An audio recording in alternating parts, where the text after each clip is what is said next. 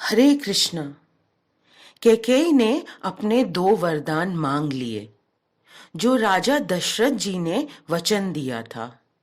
एक राम को वनवास, दूसरा भरत का राज्य अभिषेक। गुरु वशिष्ठ ने जब राम और सीता को सन्यासी वेश में देखा तो उनका मन दुख से पीड़ित हो बोला, क्या ये राजकुमार राम और राजकुमारी सीता हैं? उन्होंने कैकेयी को दुत्कारा, क्या विनाशकारी दासी मंथरा के सिखाने में आकर उसको ऐसे वरदान मांगने चाहिए थे? कैकेयी ने ना केवल अपने कुल का बल्कि अपने जन्म के कुल पर भी कलंक लगाया है। गुरु वशिष्ठ बोले, अगर राम वन जाते हैं तो सीता को अधिकार है कि वो राज्य का शासन संभाल सके। सीता को रोको, और अगर ऐसा ना हुआ तो हम सब राम और सीता के साथ वन को प्रस्थान करेंगे।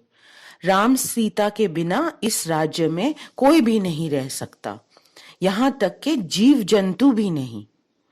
गुरुजी आगे बोले, भरत और शत्रुघ्न भी राम और सीता के बिना नहीं रह पाएंगे, क्योंकि वे भी हमारे महात्मा दशरथ के पुत्र हैं।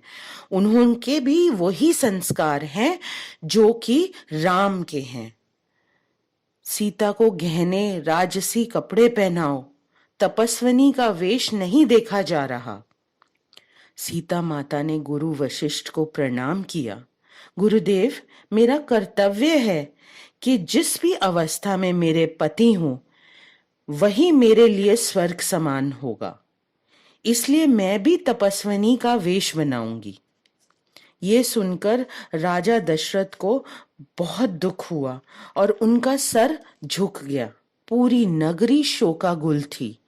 एक नागरिक बोला, हे राजा, आपने अन्याय किया। ये सुनकर राजा दशरथ को बहुत पीड़ा हुई। सोचने लगे, अब जीवन का अंत का समय आ गया है, इस कलंक के साथ नहीं जिया जा सकता। राजा दशरथ कैकेयी को बोले, हे कैकेयी, मैंने तुम्हें राम के वनवास का वरदान दिया था, सीता को रोक लो, मैं प्रार्थना करता हूं। कैकेयी ने एक ना सुनी। दशरथ मूर्छित हो गए।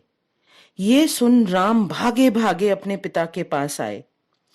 प्रिय पिता महाराज, आपके समान इस धरती पर कोई धर्मवान नहीं।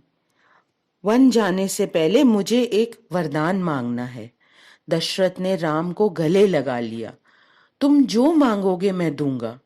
राम बोले, पिताजी, मेरी माता अब वृद्ध हो चुकी हैं और वो आपसे बहुत प्रेम करती हैं। उन्होंने अभी तक एक शब्द भी नहीं कहा और मेरे वन जाने के दुख को सहन नहीं कर पाएंगी। तो आप उनकी शक्ति बनिए, सहारा बनिए, उनका दुख बांटिए। कौशल्या ने सीता को गले लगाया। तुम दोनों राजमहल में रहते हो, वहां वन में कैसे जीवन व्यतीत करोगे?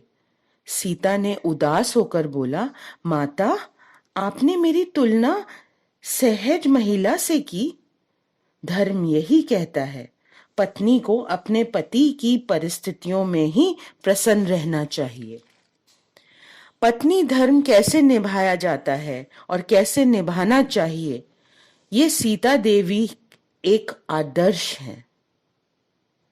सर्वम श्री कृष्ण अर्पणम।